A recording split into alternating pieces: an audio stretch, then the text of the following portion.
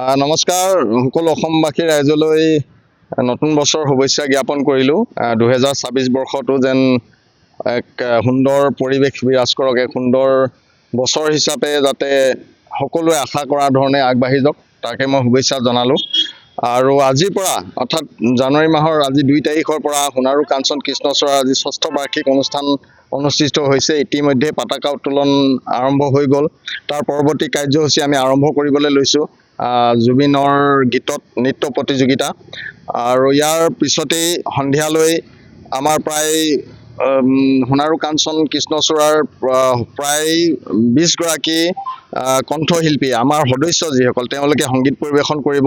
বিপিন চাওডাং আদি কৰি নীলাম্বিতা, কুসুম কৈলাশ আদিকে কৰি বহুতো শিল্পী আজি অংশগ্ৰহণ কৰিবহি। আৰু 4 তাৰিখে জানুৱাৰী মাহৰ 4 তাৰিখে আমাৰ বম্বেৰ পৰা আমন্ত্ৰণ কৰি অনা বম্বে ভিকিন্স নীৰজ সিদ্ধই সংগীত পৰিৱেশন কৰিব। তাৰ আগমুহূৰ্তত আমি প্ৰায় 1 লাখ লোকে 150 জন কণ্ঠশিল্পীৰ উপস্থিতিত মায়াবিনী গীতটো পৰিৱেশন কৰিম। আৰু সেইদিনাখনেই আমি জুবিন গাৰ্গক মৰণোত্তৰভাৱে চিৰসেউজ বঁটা প্ৰদান কৰিম। আৰু আমাৰ মানৱ দৰদী চিকিৎসক অমিত বৰুৱাক মানৱ দৰদী চিকিৎসক বঁটা প্ৰদান কৰিম। আৰু প্ৰকৃতিৰ সুৰক্ষাৰ ক্ষেত্ৰত সততে মাত মাতি থকা বলিষ্ঠভাৱে আগবাঢ়ি অহা আমাৰ সকলোৱে পৰিচিত জনপ্ৰিয় বোলছবি জগতৰ জনপ্ৰিয় শিল্পী ৰবি শৰ্মাক আমি সাহসী বঁটা প্ৰদান কৰিম, সাহসী কণ্ঠ বঁটা।